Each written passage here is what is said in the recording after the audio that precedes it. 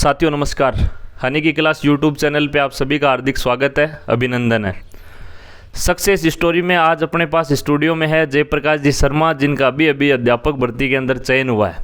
बात करेंगे जयप्रकाश जी से इनके अनुभव के बारे में, कैसा क्या कुछ इनका संघर्ष रहा, किस प्रकार इन्होंने किस रणनीति के साथ तैयारी की, सारी चीज़ों के बारे में इनसे अभी अपन जानेंगे।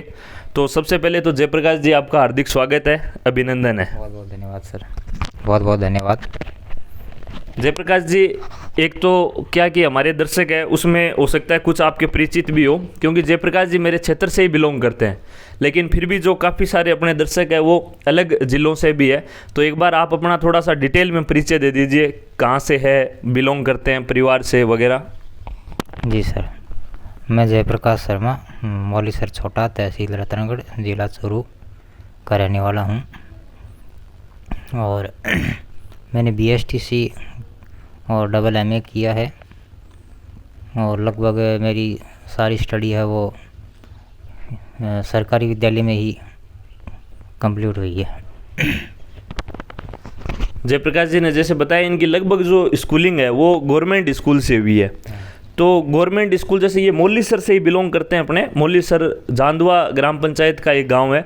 बाकी अगर अपन परिवार की बात करें तो परिवार का जो मेन मतलब आर्थिक जो एक स्थिति है वो ज़्यादातर डिपेंडिंग किस पे, कृषि पे ही है जयप्रकाश जी? हाँ साहब, कृषि पे ही, बिल्कुल कृषि पे डिपेंडेड है। तो जयप्रकाश जी से जानेंगे, आपने जो 10th की जो पढ़ाई की वो कौन सी स्कूल से की, और 12th की आपने पढ़ाई कहाँ से की, फिर इसमें किस प्रकार के आपके परसेंटेज वगैरह क्या रहे, वो थोड़ा सा आप बताइए दर्शकों को। हाँ सर, मैंने 10th की थी राजकीय उच्च माध्यमिक विद्यालय सातड़ा से। तो उस समय मेरे आए थे 53.50%। और 12th मैंने की थी राजकीय उच्च माध्यमिक विद्यालय जांदवा, तो वहाँ मेरी सेकंड पोजीशन थी 73.85% के साथ। क्या बात है, 10th के बाद आपने 12th में बहुत ज़्यादा मतलब एक तरीके से ग्रोथ करी, 53 से सीधे आप 73 पे चले गए क्या? काफ़ी आपने ग्रोथ की, काफ़ी मेहनत की। तो जयप्रकाश जी, उसके बाद जैसे 12th के बाद में आपने डायरेक्ट BSTC की, या पहले कुछ और बनने का मकसद था? ये जो कहीं ना कहीं टीचर बनने का जो सपना आपने देखा, या टीचिंग लाइन में आने का जो निर्णय लिया, तो ये कब डिसाइड किया आपने? सर, जब मैं 10th क्लास में था तो हमारे सातड़ा स्कूल के अंदर एक मैडम हुआ करती थी जिनका नाम था उमा लाटा। तो वो मैम बोला करती थी कि छोटी उम्र में ही अगर कुछ करना है, टीचर बन जाते हो तो आपकी इमेज बहुत अच्छी हो जाती है, तो आप 12th के बाद में BSTC कर सकते हो। उनके परिवार में कोई बच्ची लगी थी तो वो हमसे बोला करती थी ऐसे। तो मैंने 10th के अंदर ये सोच लिया था कि मैं BSTC करूँगा और टीचर बनूँगा। क्या बात है, तो मतलब भटकाव वाली बात रही नहीं, 10th के अंदर ही आपने ये डिसाइड कर लिया था कि अपने को टीचिंग लाइन में जाना है। 12th के बाद आपने BSTC की, तो एक तो BSTC जैसे आपने घर वाले भी एग्री हो गए थे, या फिर BSTC में आपको कोई दिक्कत आई, या पहली बार पहले अटेम्प्ट में ही हो गया था क्या, या कॉलेज वगैरह आराम से मिल गई थी, या फिर क्या इसमें BSTC के लिए भी लंबा टाइम लगा?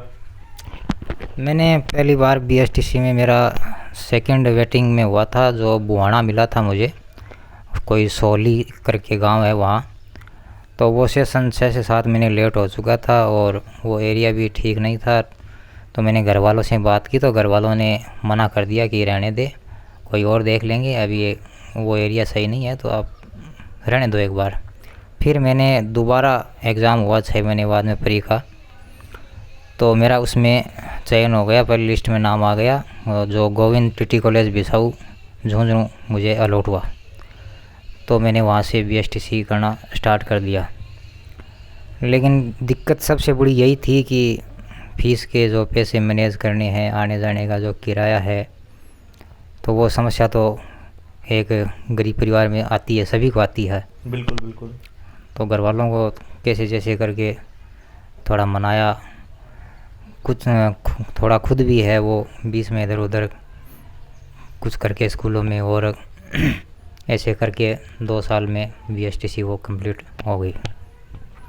बिल्कुल, जैसे कि आपने बताया प्राइवेट स्कूल के अंदर भी आपने इस दौरान पढ़ा के और थोड़ा घर वालों की मदद से आपने बीएसटीसी की फ़ीस है वो मैनेज की, ये एक नॉर्मल बात है साथियों। जो एक मिडिल क्लास फैमिली से कोई भी बच्चा है वो जब बीएसटीसी या बीएड की तरफ या फिर कुछ भी कोई भी स्टडी करने के लिए सोचता है तो कहीं ना कहीं जो आर्थिक वाली समस्या है वो आती है सामने और उसके लिए अपने को कहीं ना कहीं संघर्षों से गुजरना पड़ता है। लेकिन अच्छी बात है कि आपने खुद प्राइवेट स्कूल्स के अंदर टीचिंग करवा करके और घर वालों की हेल्प से उस चीज़ को मैनेज किया। तो बीएसटीसी कंप्लीट होने के बाद जो रीट का आपने पहला एग्ज़ाम दिया तो उस टाइम जैसे ये अध्यापक भर्ती का एक ही एग्ज़ाम होता था या 2 एग्ज़ाम होते थे, पात्रता अलग, तो उसमें आपका परिणाम है वो किस प्रकार क्या रहा, रिजल्ट है वो क्या रहा? मेरा पहला अटेम्प्ट 2015 के अंदर जो 3rd ग्रेड होती थी वो सीधी रीट के बेस पे होती थी।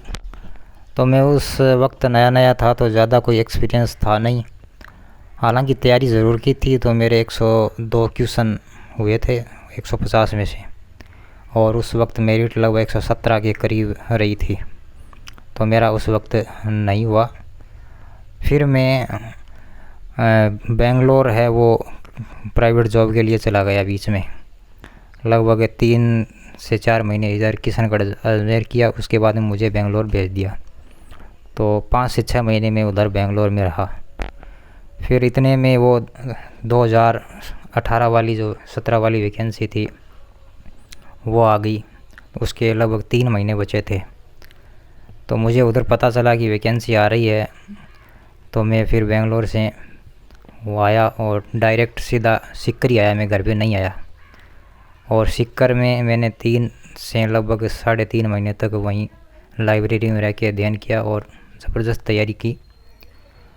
लेकिन मेरा कुछ ही नंबरों से मैं रह गया, ज़्यादा नहीं, 104 के समथिंग मेरे क्वेश्चन थे और लगभग 108 मेरिट गई थी उस वक्त जनरल की।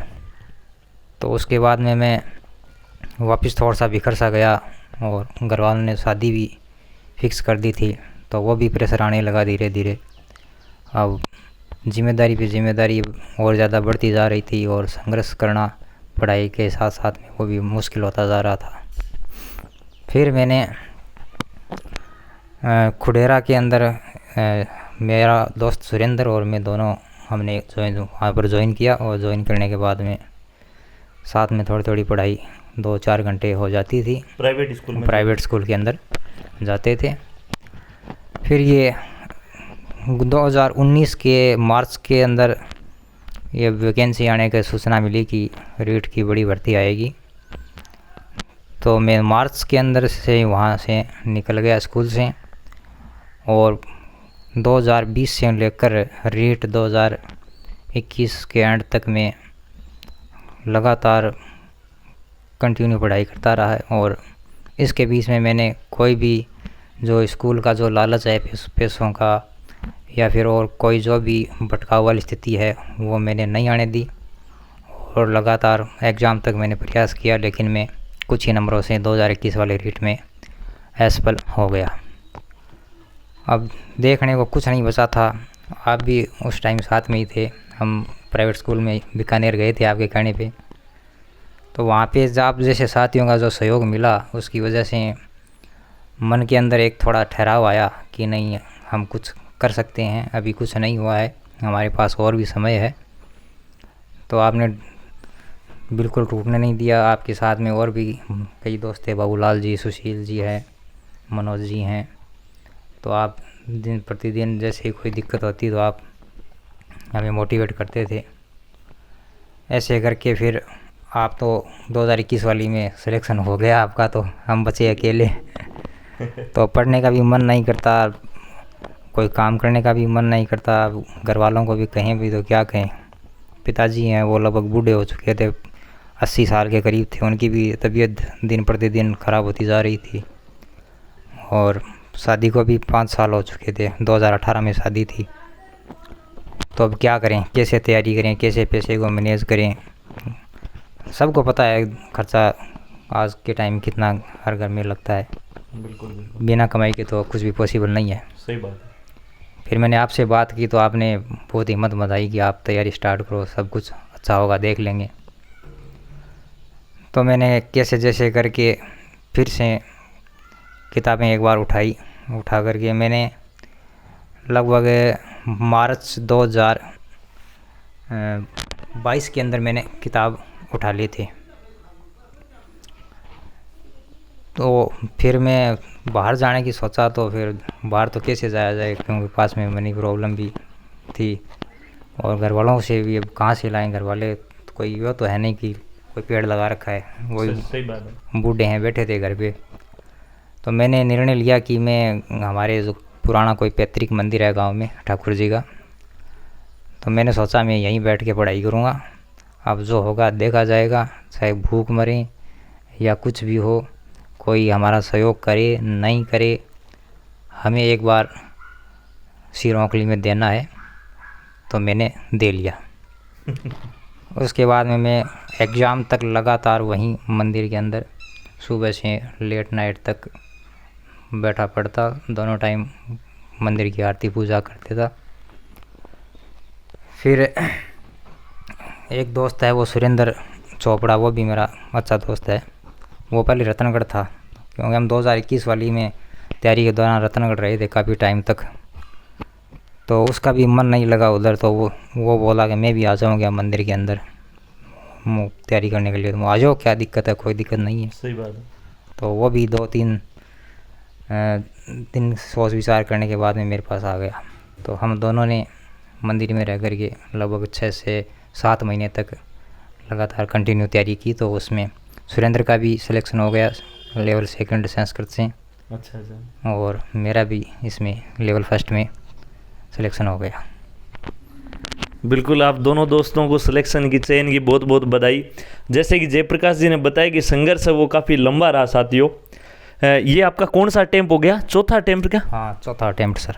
अच्छा, चौथा अटेम्प्ट हो गया। और आपको पता, राजस्थान के अंदर अगर टीचिंग लाइन की रीट की अगर 4 भर्ती देखनी है तो बहुत लंबा समय है, वो कहीं ना कहीं ले जाता है।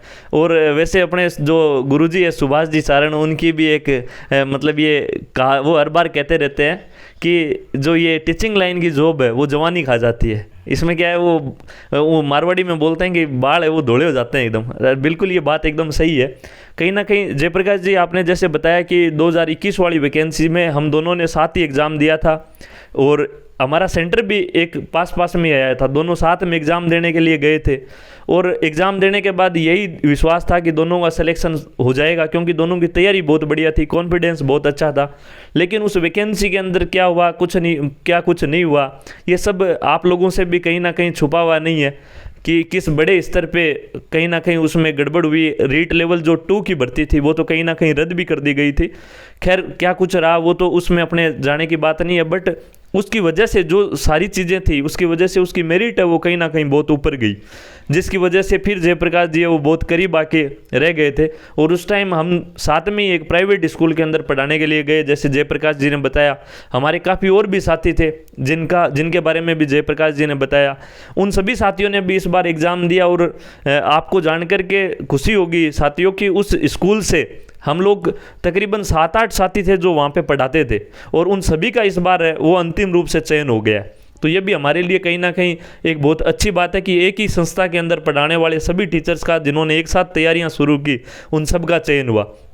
जयप्रकाश जी, आपने बताया कि बीच में जैसे आपने 18 वाला एग्ज़ाम जो दिया, फिर बीच में मतलब शादी भी आपकी हो गई थी, और उसके बाद शादी के बाद भी क्या कि जैसे लंबे टाइम तक आप घर पे रह के तैयारी करते रहे।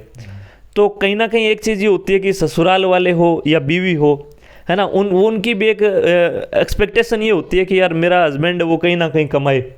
हालांकि वो भी चाहते हैं कि जॉब लगे, लेकिन जैसे निरंतर जैसे असफलताएं मिलती जा रही थी, तो कभी उनकी तरफ से ऐसा कहा गया कि पढ़ाई वढ़ाई छोड़ दो, अब आप कोई काम देख लो, कभी ऐसा हुआ? या नहीं सर, ऐसा लोगों के साथ होता है, लेकिन मेरे साथ ऐसा नहीं हुआ। क्योंकि जो हमारी वाइफ है वो ऐसा बिल्कुल नहीं सोचती है, वो इन चीज़ों में विश्वास भी नहीं रखती है। उन्होंने मेरा पूरा सहयोग किया। अगर उसके पास 10 रुपये भी थे तो वो मेरे को देने से हिचकिचाती नहीं थी। और मेरे ससुर हैं, वो भी बहुत अच्छे आदमी हैं। तो उन्होंने एक दिन भी मेरे को ये नहीं बोला कि आप हमारी बच्ची को क्या खिलाओगे, आप क्या काम करोगे, 5 साल हो गए आपकी शादी को। उन्होंने जब भी फ़ोन आया यही कहा कि आप कोई भी दिक्कत हो हमें फ़ोन करो, आपको घबराने की ज़रूरत नहीं है। अगर आपको लगता है आप कुछ कर सकते हो तो हम आपके साथ हैं, आप तैयारी करो। और उन्होंने भरपूर सहयोग किया। और स्पेशल धन्यवाद मैं मेरे भाई साहब हैं रतन लाल शर्मा, उनको देना चाहूँगा कि उन्होंने उस वक्त जो BSTC के वक्त के दौरान सहयोग नहीं किया होता तो शायद मेरी BSTC नहीं हो पाती। तो उनका भी इसमें बड़ा योगदान है, ससुराल वालों का बहुत बड़ा योगदान है। और मेरे बड़े भाई साहब हैं, उन्होंने भी मेरा बहुत 2 साल के अंदर 3 साल के अंदर बहुत अच्छा सहयोग दिया, कॉर्पोरेट के मेरे साथ में। तो सहयोग तो देखो होता ही है। बिल्कुल बिल्कुल सही बात है। और फिर भी देखो सहयोग के साथ साथ में और भी कई चीज़ें आती हैं। तो जैसे हमारे आप कई बोलते हैं ना कि अगर आपकी ज़िंदगी में 1 या 2 सच्चा मित्र हो तो आपको कोई हरा नहीं सकता। बिल्कुल बिल्कुल। तो वो भी कहानी मेरे साथ में है, क्योंकि हमारे 2-3 फ्रेंड हैं ऐसे कि हम उनको कभी भी कोई भी बात हो फ़ोन कर दें तो वो हमारे लिए तैयार रहते हैं। हमने आपको भी बहुत बार फ़ोन किया, आपने भी हमारा बहुत सहयोग किया है। सुरेंद्र चोपड़ा है। और सबसे स्पेशल थैंक्स मैं देना चाहूँगा तो धर्मेंद्र राठौड़ को देना चाहूँगा। क्योंकि धर्मेंद्र सिंह राठौड़ है, वो हालांकि पढ़ाई नहीं कर पाया, उन्होंने बीच में छोड़ दी, प्राइवेट जॉब करता है आज बेंगलोर में। लेकिन लगभग जहाँ तक मेरा मानना है वो 2010 से 11 से जॉब में हो गया था, प्राइवेट जॉब में। तो तब से लेकर आज तक मेरे को जितना भी छोटा मोटा सहयोग की ज़रूरत पड़ी है तो मैंने उसको फ़ोन किया। उसके पास हो या नहीं हो वो मेरा सहयोग ज़रूर करता था। बोलो हम तेरे लिए जान हाजिर है, तू कब भी है ना फ़ोन किया अगर, कोई दिक्कत नहीं है, हमारे पास हो या ना हो तेरा काम हम करेंगे। तो स्पेशल थैंक्स तो मैं धर्मेंद्र राठौड़ को देना चाहूँगा। और बाकी ऐसे भी है कि कई बार जैसे पिताजी भी तबीयत ख़राब होती जा रही थी, घर में और भी बड़े काम हो जाते हैं, पैसों की ज़रूरत पड़ती है। तो ऐसे मौके भी कई आए कि जो लोग हमसे परखे नहीं गए थे वो भी परख में आ गए कि ये हमारे लिए कुछ है या नहीं है। सही बात। और आज तो एक बात ही अलग है, आज तो अब हर कोई सफलता साथ में। सफलता साथ में है, तो आज हर कोई खड़ा है। बिल्कुल बिल्कुल। लेकिन उस वक्त जो हमारे साथ में खड़ा था उसको मैं बहुत बहुत धन्यवाद देना चाहता हूँ, क्योंकि उसके बिना ये संभव नहीं था। अगर वो हमारे साथ नहीं होते, मित्रों का सहयोग नहीं होता और माता पिता का आशीर्वाद नहीं होता तो ये कुछ भी संभव नहीं था। बिल्कुल जयप्रकाश जी, समझ सकता हूँ मैं कि इतनी लंबी तैयारी, जब संघर्ष बहुत लंबा हो जाता है तो कहीं ना कहीं समस्याएं भी बहुत आती है। और हालांकि एग्ज़ाम हॉल के अंदर जाकर बैठता कोई एक है, अभ्यर्थी अकेला एग्ज़ाम हॉल में बैठता है एग्ज़ाम देने के लिए, लेकिन उसके अंदर जो संघर्ष होता है वो उस अकेले का नहीं होता है, पूरे परिवार का हर एक सदस्य का संघर्ष होता है, मित्रों का भी संघर्ष होता है। और मैं अपने चैनल के माध्यम से भी धर्मेंद्र जी का बहुत बहुत धन्यवाद देना चाहूँगा। कई बार क्या होता है कि जैसे जयप्रकाश जी ने बताया, वो खुद अपनी पढ़ाई ज़्यादा कंटिन्यू नहीं रख पाए। कई बार लोग खुद सपनों तक नहीं पहुँच पाते हैं, लेकिन अपने सहयोग के द्वारा उन्होंने जयप्रकाश जी को जिस मुकाम पे ये पहुंचना चाह रहे थे वहाँ उन्होंने भी मदद करी काफ़ी, और इन्होंने भी बराबर लगातार संघर्ष किया, जिसकी वजह से आज शायद उनको भी आपकी सफलता पे बहुत ज़्यादा खुशी हुई होगी। जयप्रकाश जी, आपने जैसे बताया कि पापा जी वृद्ध थे, उनको शायद लास्ट में, अभी मैं लास्ट टाइम मिलके भी आया था कि उनके कैंसर की समस्या भी हो गई थी, तो वो रिज़ल्ट का कहीं ना कहीं इंतज़ार ही कर रहे थे। लास्ट टाइम जब मैं मिला तो इनका रिज़ल्ट कहीं ना कहीं आने वाला था, तो बात भी हुई उनसे, तब मैंने उनको यही कहा था कि इस बार सिलेक्शन पक्का हो जाएगा, आप थोड़ा हिम्मत रखो। तो हालांकि वो भी क्या बराबर बीमारी से जूझते रहे, लेकिन लास्ट में फिर वो एक जो शायद एक दिक्कत और हो गई थी, हाँ लकवे वाली दिक्कत और हो गई थी, उसकी वजह से कहीं ना कहीं उनका संघर्ष है उसका विराम हो गया। लेकिन शायद आज जहाँ कहीं भी जब आपका रिजल्ट आया और उनके पास तक ये सूचना पहुँची तो बिल्कुल प्रसन्नता तो उनको भी हुई होगी। तो इस पे आपने जैसे बताया मंदिर में आप रह के तैयारी करते थे, तो जब भी आप एग्ज़ाम वगैरह देने गए या हर बार जब आपको असफलता वगैरह मिली तो पिताजी का क्या कहना होता था, और आज वो दुनिया में नहीं है तो आप क्या कहना चाहेंगे? हाँ सर, देखो पिताजी की बात सीधी सी थी कि लगभग 2021 तक रीट वाली तक में पिताजी है वो कुछ बोला तो नहीं, लेकिन वो उनके मन में यही रहती थी कि ये कोई प्राइवेट जॉब कर ले, ये ब्राह्मण बाणियों राजपूतों को अब नौकरी नहीं है, क्योंकि अब सिलेक्शन होना बहुत मुश्किल है, तो अब आगे कुछ कर नहीं पाओगे, इसलिए वो यही सलाह देते थे, बार बार असफल होता था।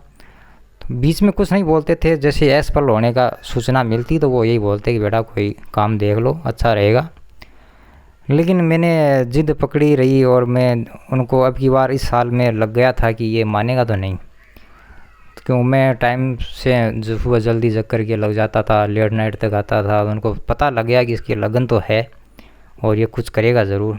तो उन्होंने भी फिर अपने अलग स्तर पे प्रयास करना शुरू कर दिया। जो भी अपने गुरु हैं, पितृदेव हैं, जो हमारे देव हैं, वो उनसे प्रार्थना करने लगे कि कैसे जैसे करके इसको एक बार भगवान नौकरी के लिए कुछ कर दो, इनकी सिफारिश करने लगे मन में। तो इस साल क्या हुआ कि उनके जो कैंसर का पता चला उससे 2-3 महीने पहले तक और 2-3 महीने बाद तक वो हमेशा एक ही बात बोलते थे कि इस बार तेरा हो जाएगा, कोई नहीं रोकेगा तेरे को।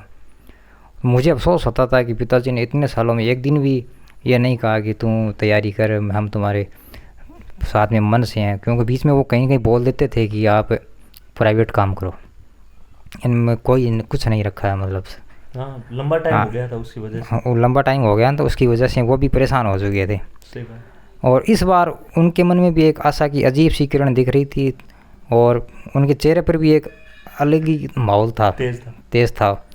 तो मुझे कुछ लगा कि इस बार कुछ ना कुछ अलग होगा, क्योंकि पिताजी ने जो अपना रुख चेंज किया है ना, तो उसकी वजह से कुछ ना कुछ तो होने वाला है। और वही हुआ, जो उनके ख़त्म होने के लगभग 20-21 दिन बाद में रिज़ल्ट आ गया।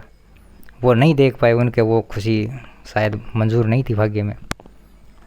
तो पिताजी का तो ये रहा हमारी तरफ से। बिल्कुल, जयप्रकाश जी ने जैसे बताया कि देखो कहीं ना कहीं वो एक तरीके से बीमार भी थे, तो उनको ये भी पता लग रहा था कि भाई अब मेरी एज है वो बहुत ज़्यादा हो गई है, और बीमारी भी जैसे कैंसर जैसी हो तो आदमी को डर सताने लगता है कि भाई उसकी जो संतान है वो कहीं ना कहीं अपने पैरों पे खड़ी हो जाए। और इसी वजह से शायद उनको लगता था कि यार कंटिन्यू लंबे समय से ये संघर्ष कर रहा है, लेकिन अगर इसका चयन नहीं हुआ और मैं इस दुनिया में नहीं रह पाया तो उसके बाद ये क्या करेगा। हर माँ बाप को ये फिक्र होती है। लेकिन कहीं ना कहीं आपने जैसे बताया कि आपका जो कंटिन्यूटी जो थी, आपका लेट नाइट तक लंबा संघर्ष था, आप पूरे दिन जो पढ़ाई के प्रति लगन थी, उसको देख करके उनको भी लग गया कि इस बार इसका चयन ज़रूर होगा। और वो हमारे यहाँ पे पंडित जी थे, एक तरीके से जो मंदिर है उसके अंदर वो पूजा भी करते थे, भगवान में उनकी बहुत आस्था थी। इस वजह से जयप्रकाश जी ने बताया कि वो भी प्रार्थना करने लग गए थे कि इनका चयन हो। और उनकी प्रार्थना, वो भले ही आज दुनिया में नहीं हो, लेकिन ईश्वर ने उनकी प्रार्थना वो सुन ली है और उनके लड़के का आज अच्छी तरीके से चयन हो गया है। तो कहीं ना कहीं उनकी अंतिम इच्छा है वो तो पूरी हो गई है। तो जयप्रकाश जी, एक चीज़ आपसे ये भी पूछना चाहूँगा कि आपकी जो पढ़ाई होती थी, लगभग आप कितनी देर तक पढ़ते थे? मतलब ऐसा कोई कि भाई इतने घंटे तक मैं पढ़ता था, या मतलब इसके बारे में क्या बोलना चाहेंगे? देखो सर, ऐसा है, घंटे की बात तो ये है कि मैंने घंटा गिना ही नहीं कभी। मेरे को यही रहता था कि बस पढ़ो पढ़ो पढ़ो, सुबह से लेके रात को 12-1-2 बजे तक। और कभी कभी तो ऐसा होता था कि नींद आती भी नहीं थी, क्योंकि नींद आ जाए तो ऐसा हो जाएगा 4 घंटे ख़राब हो जाएंगे, 5 घंटे ख़राब हो जाएंगे, ये छूट जाएगा वो छूट जाएगा। मतलब इतना जुनून हो गया था कि नींद कब आई कब वापस आँख खुली कोई पता नहीं है। और जितनी देर तक शरीर ने, मस्तिष्क ने साथ दिया, उतनी देर तक हम लगे रहते थे। बस बीच में वो थोड़ा क्रियाक्रम में टाइम लगता है, चाय पानी में, वो तो लगता ही है। बाकी मैं लगभग लगा ही रहता था। मैंने टाइम वैसे एग्जैक्ट टाइम नोट किया ही नहीं सर। बहुत बढ़िया जयप्रकाश जी, हकीकत में यही होता है कि घंटे देख के अगर पढ़ाई करें तो वो कोई पढ़ाई भी नहीं होती है। पढ़ाई ऐसी होनी चाहिए जिसमें सुध ही ना रहे समय की, कि बस लग रहे हैं। क्योंकि अपने और एक बेरोजगार के और काम क्या होता है दूसरा, जब अपन ने ये सोच लिया कि पढ़ाई करनी है तो फिर दूसरा तो कोई विकल्प है ही नहीं, फिर घंटे क्या देखने। बिल्कुल, बहुत अच्छी बात आपने बताई। मैं ये भी कहना चाहूँगा सर कि कभी कभी मैं डिमोटिवेट होता था, तो जो हमारे माता पिता बूढ़े हैं तो उनका चेहरा मेरे सामने आता था, वो चेहरों में झुर्री पड़ी हुई, उनकी आंखों में एक आस थी कि हमारा बच्चा शायद नौकरी लग पाए, हमारे भी अच्छे दिन आ जाएं। तो वो भी मेरे अंदर बहुत बड़ा मोटिवेशन देती थी, उनकी इमेज है वो।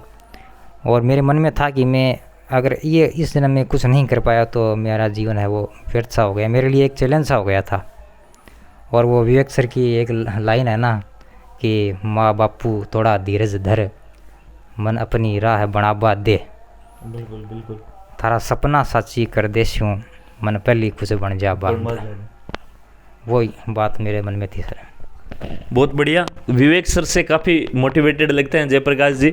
और ये बात तो है ही कि इससे बड़ा मोटिवेशन क्या हो सकता है। जब भी अपने को ऐसे लगे कि यार मेरा पढ़ाई में मन नहीं लग रहा, तो एक बार अगर अपन माँ बाप की फ़ोटो अगर अपने आगे आ जाए, क्योंकि उसमें पूरा संघर्ष होता है साथियों उनके पूरे जीवन का, और उससे बड़ा शायद मोटिवेशन कुछ हो नहीं सकता। और उनके अलावा अगर किसी दूसरे मोटिवेशन की ज़रूरत पड़े तो फिर मुझे नहीं लगता कि वो स्थायी होता है, क्योंकि स्थायी मोटिवेशन तो वही है।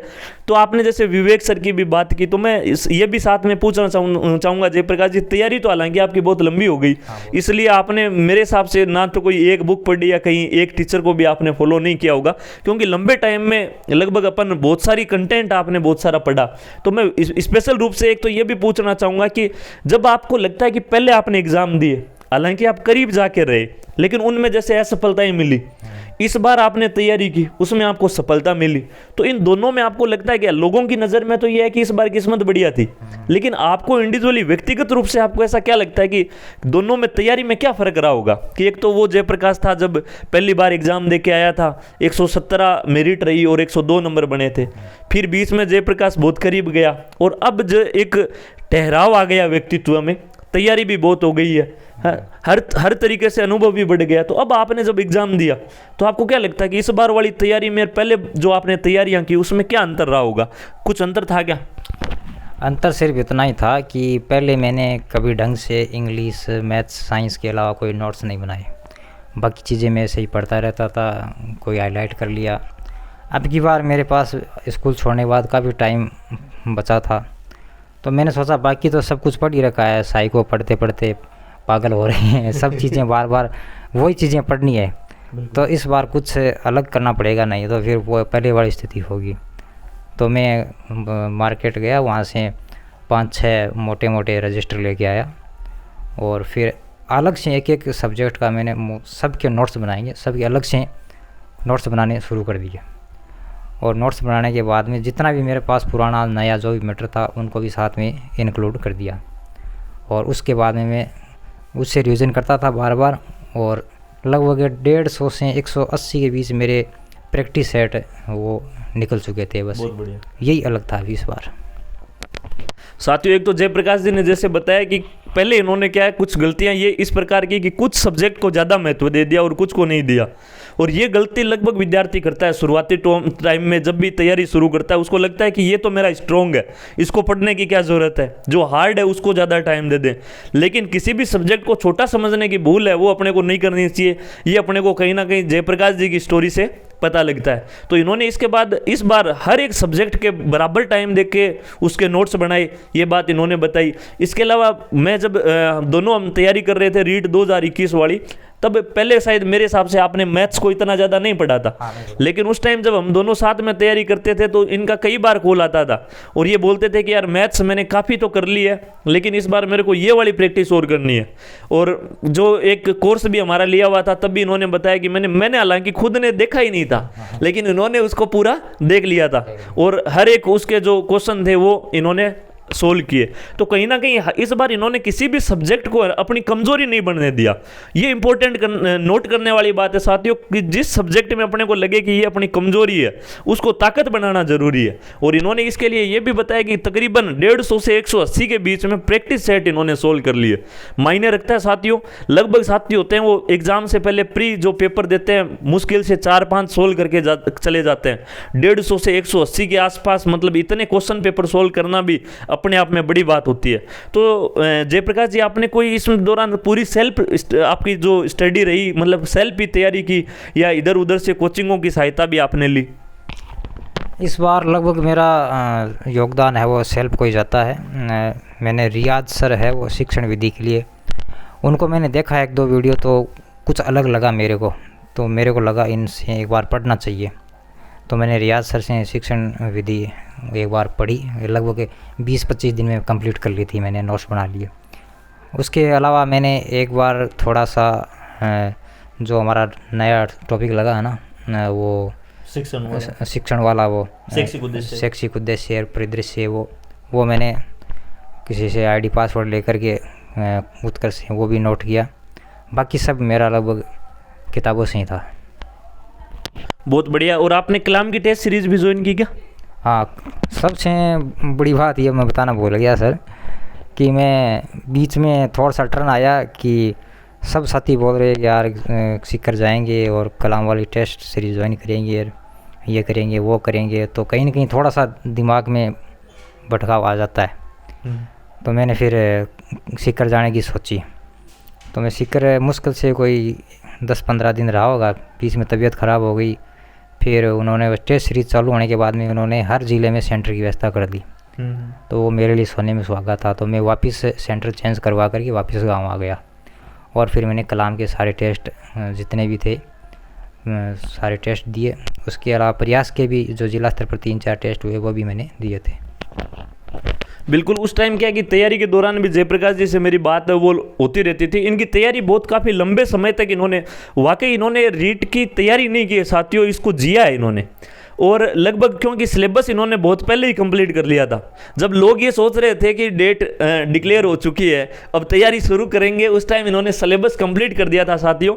और इसी का इनको फ़ायदा ये हुआ कि सिलेबस बहुत समय से कंप्लीट होने के बाद ये क्या रिवीजन करते रहे और टेस्ट देते रहे। इसी वजह से कोई इंसान 180 टेस्ट कैसे दे सकता है, जब उसके पास भरपूर टाइम हो तभी दे सकता है। तो इन्होंने सिलेबस बहुत पहले कंप्लीट कर लिया था। तो कहीं ना कहीं जो साथी तैयारी कर रहे हैं वो भी ध्यान दें कि जब अपने क्या क्या करते हैं, बहुत बार जब बादल मंड जाते हैं ना, उसके बाद घड़े बाहर रखते हैं।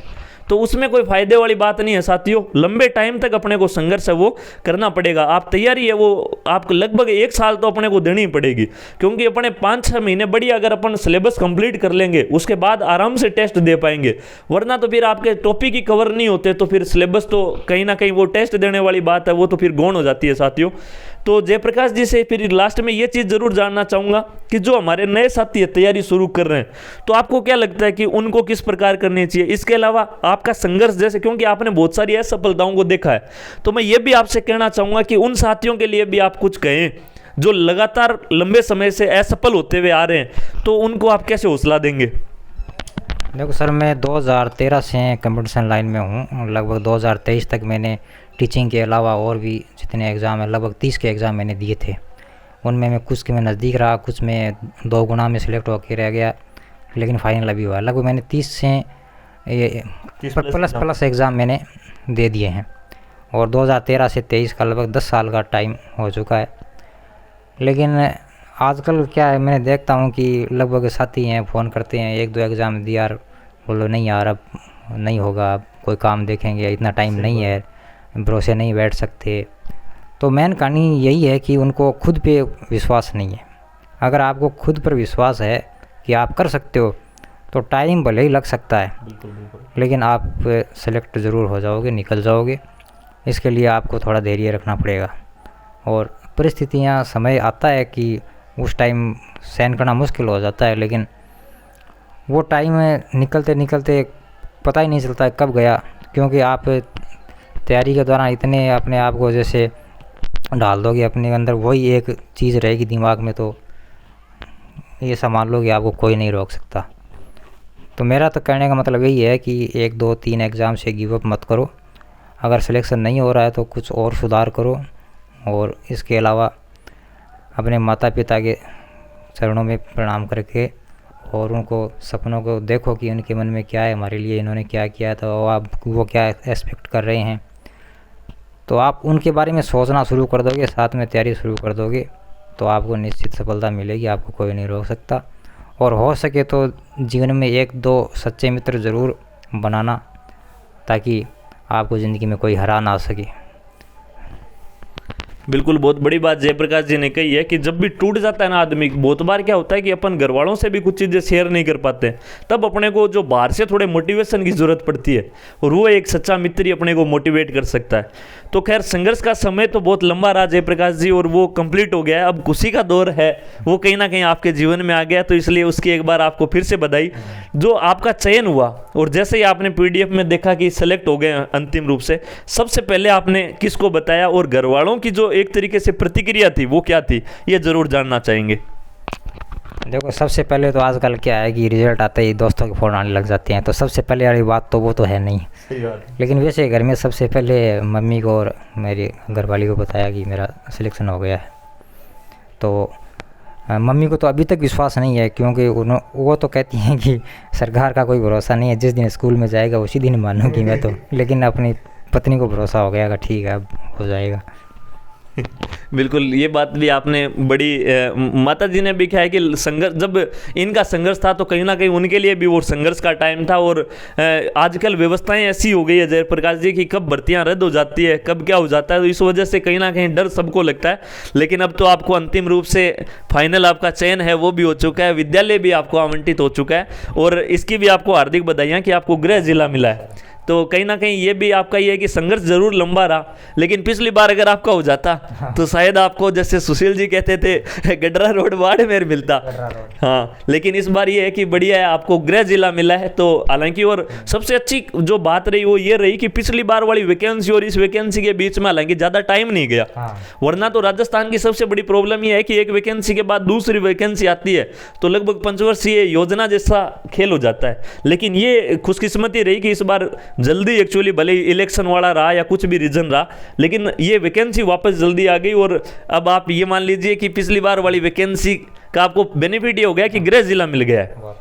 तो बिल्कुल आपको बहुत बहुत बधाई जयप्रकाश जी, आप पधारे उसके लिए भी आपका धन्यवाद। और हमारे सभी दर्शक हैं उनके लिए भी कहीं ना कहीं एक बहुत बड़ी संदेश लेने वाली जो आपकी लाइफ स्टोरी है वो रही। मैं सभी साथियों से ये गुजारिश करूंगा कि इस स्टोरी को सुनकर के वो भी अपनी तैयारी है उसमें 4 चांद लगाएं, चैनल को सब्सक्राइब करें और ज़्यादा से ज़्यादा इसको शेयर करें। अंतिम रूप से कुछ कहना चाहेंगे साथियों को? अंतिम रूप से यही कहना चाहूँगा कि जो भी होता है अच्छे के लिए होता है, ये मैंने देख लिया है। पहले विश्वास नहीं था, विश्वास हो गया है। और अपने लक्ष्य पे अडिग रहो, अपने माता पिता का आज्ञा का पालन करो, हो सके उतना कम पढ़ो लेकिन ईमानदारी से तैयारी करो, एक ना एक दिन ज़रूर निकल जाएगा। धन्यवाद साथियों, जय हिंद। लास्ट में बहुत बड़ी बात जयप्रकाश जी ने बोली, भले ही कम पढ़ो लेकिन ईमानदारी से पढ़ो, है ना, पढ़ने का दिखावा ना करो। जब पढ़ने के लिए बैठ गए अपन तो उसमें अपना 100% दें। धन्यवाद साथियों, थैंक यू सो मच।